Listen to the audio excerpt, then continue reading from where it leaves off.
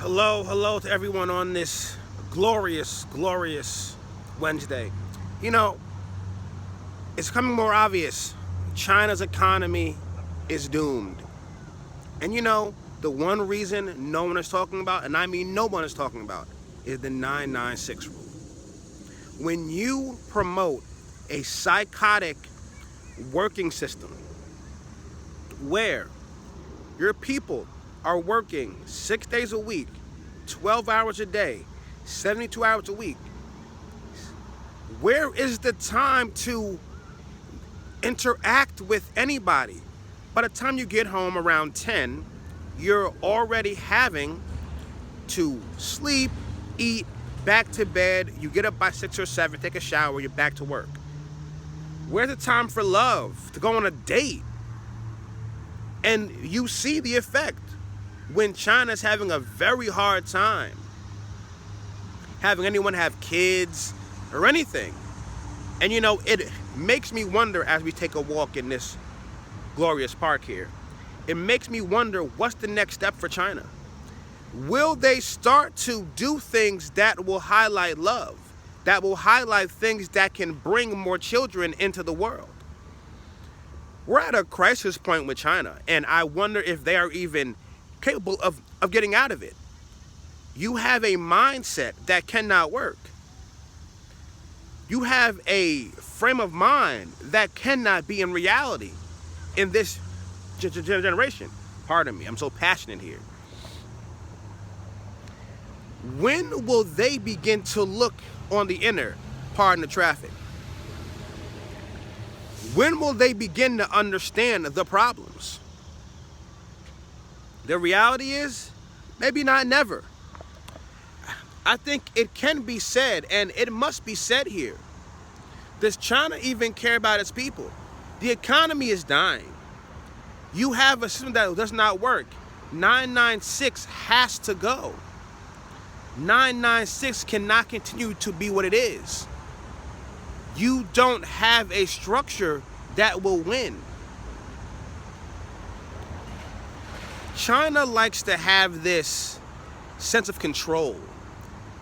They're like the big bully that really is really weak, and they're holding on by a little thread here. The 996 rule will be China's downfall.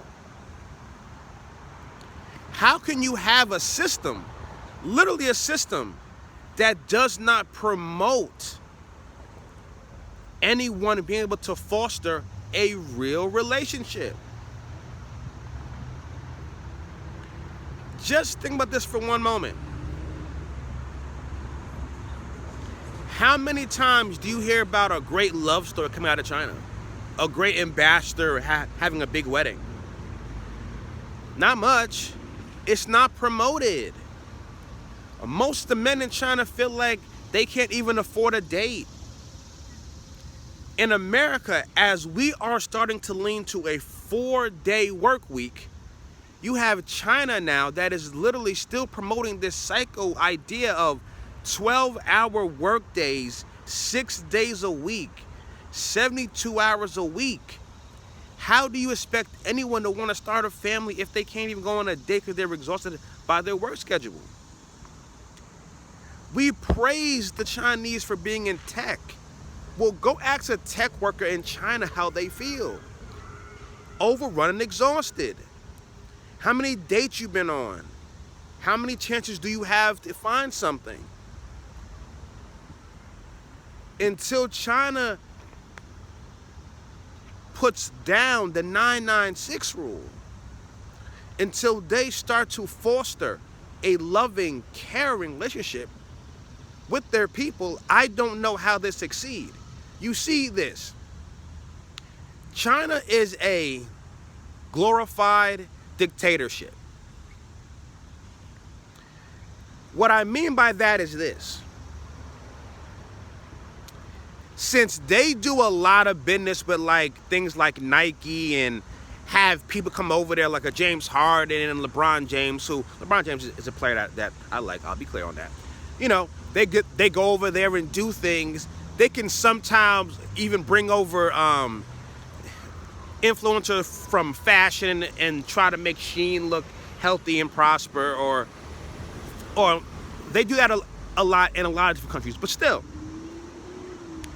there's so much money. It's a glorified situation that in reality is very troublesome. How many influencers do you know that are from China directly? That are, you know what's interesting too, I'll love to see, and this is interesting as well. How many great popular TikTok couples are there that even are on social media? You might laugh at that because this here is mainly a talk of politics like that. But we also have to look at what affects the current social background. And you look at like, man, in America, it's a bunch of influencer couples, right? And I know, again, we'll laugh at the whole TikTok aspect of it. But if you think about it, if you really think about it, that's a good metric. Because again, if you have a 996 rule, how does your economy prosper? How can you entice couples to buy products? Most people can buy a home in a 2-income household. How much real estate in China is just sitting there right now?